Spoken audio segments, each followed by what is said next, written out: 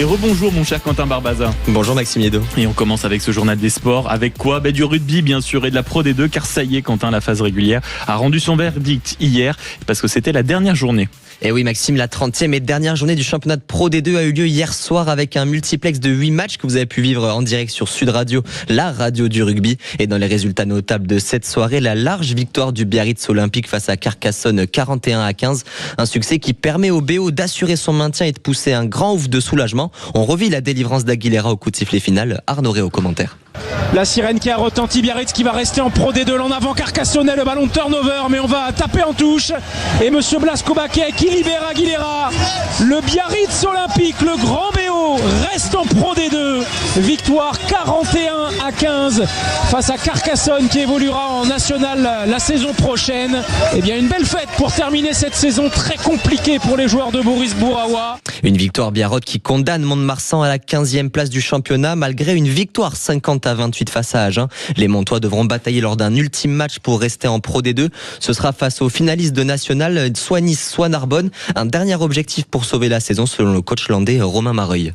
On a des belles choses à montrer, bien sûr que cette équipe elle doit rester en Pro D2 parce qu'il y a des beaux joueurs et parce qu'il y a des choses qui sont hyper positives. Et maintenant il va falloir qu'on le montre sur le match dans 15 jours. Donc il faut vraiment qu'on prenne la mesure du match, que ça soit pas un frein pour nous, qu'on s'en serve de motivation et surtout qu'on transforme un peu comme on a pu faire ce soir, mais avec un peu plus de détails encore dans certains secteurs. Et pour les autres résultats de la soirée, Brive l'emporte face à Nevers 31-29, Colomiers s'impose à Grenoble 39-17, Valence Dax 47-0, Oyonnax bat Dax 36-25, Angoulême-Béziers 18-15 et enfin Provence Rugby s'impose à Valence Roman 34-21. Une défaite des Dromois qui ne les empêche toutefois pas de se qualifier pour les phases finales, une première dans leur histoire. Et justement, Tania Robieux nous a rejoint pour détailler la recette de ce jeune club qui grandit à vitesse grand V. Oui Quentin, c'est la belle surprise de cette saison de Pro D2. Valence Roman, c'est un club tout récent à l'échelle du rugby français. Il naît en 2016 de la fusion entre deux clubs historiques de la Drôme, l'US Roman Péage et le ROC, la Voûte Valence. L'idée est simple, unir les forces du territoire pour construire un club capable de s'installer durablement dans le rugby professionnel. Et Tania, ce projet avance très vite. Oui, très vite, monté en Pro D2 en 2019, relégation 2 ans plus tard, puis retour en 2023 après un titre de champion de national. Depuis, le club se structure progressivement, centre d'entraînement développé, budget en hausse, stade Pompidou en cours de modernisation et surtout des résultats. Cette saison, les Damiers se sont installés dans le haut du classement avec un jeu ambitieux et un public de plus en plus présent.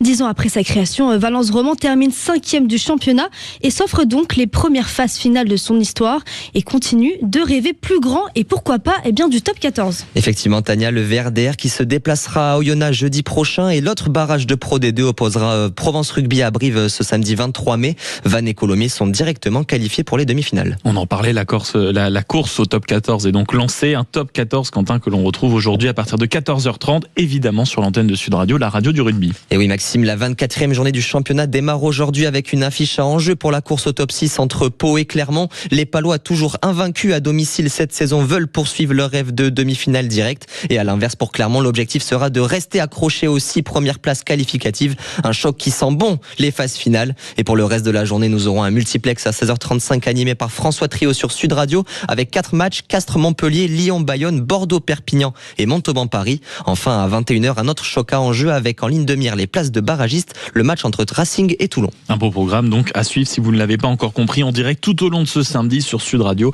la radio du rugby. Un mot quand même de foot, mon cher Quentin, pour terminer le journal, avec Saint-Etienne, toujours en course pour une remontée en Ligue 1. Et oui Maxime, les Verts ont eu chaud hier soir mais ont battu Rodez au terme d'une rencontre qu'on pourrait qualifier d'homérique. Un play-off qui s'est fini à 0-0 pourtant en 90 minutes. Mais nous avons eu une séance de tir au but complètement folle. 20 pénaltys au total ont été tirés. Et c'est le défenseur central de Saint-Etienne, Mickaël Nadé, qui a délivré les siens.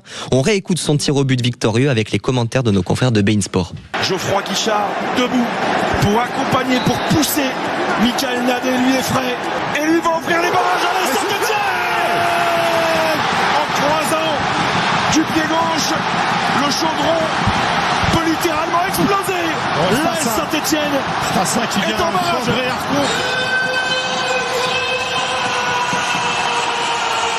Incroyable séance de tir au but, Greg. Ah, elle est incroyable celle-là. Elle est folle.